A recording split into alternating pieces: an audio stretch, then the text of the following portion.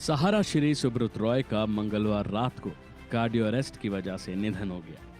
75 साल की उम्र में वो दुनिया से चल बसे। उन्होंने मुंबई के कोकिलाबेन धीरूभाई अंबानी अस्पताल में आखिरी सांसें ली।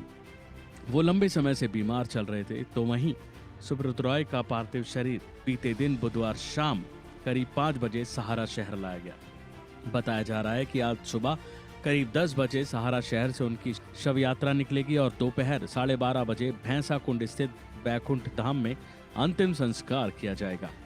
सुब्रत रॉय के जाने के बाद उनके परिवार में मातम पसरा हुआ है।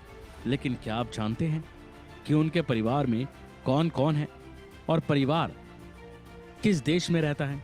क्योंकि भारत में इनका परिवार नहीं रहता।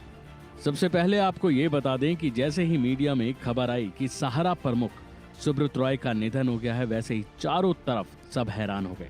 इस खबर ने सभी को जोर का झटका दिया। इस बीच सहारा श्री के निधन के बाद अचानक इस बात की चर्चा होने लगी कि इन दिनों आखिर उनका परिवार कहाँ है। तो बता दें कि सुब्रत रॉय की पत्नी और बेटे ने विदेश की नागरिकता ले रखी है और जब भारत में उनके सितारे गर्दिश में चल रहे थे, ऐसा उन्होंने तब किया था ताकि भारतीय कानून से बचा जा सके। बता दें कि सहारा श्री सुब्रत रॉय की पत्नी स्वप्ना रॉय और उनके बेटे सुशांतो रॉय ने दक्षिण पूर्वी यूरोप के मध्य बाल्कन प्रायद्वीप में मैसेडोनिया देश की नागरिकता ले रखी है।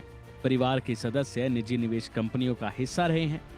पर अब ये बात भी बता दें कि उनका परिवार भारतीय नागरिक नहीं है, क्योंकि मैसेडोनिया देश निवेश करने के एवज में नागरिकता प्रदान करता है। बताया जाता है कि सुब्रत रॉय के इस देश के साथ पहले से अच्छे रिश्ते रहे हैं। वह खुद मैसेडोनिया में कई बार राजकीय अतिथि रह चुके हैं।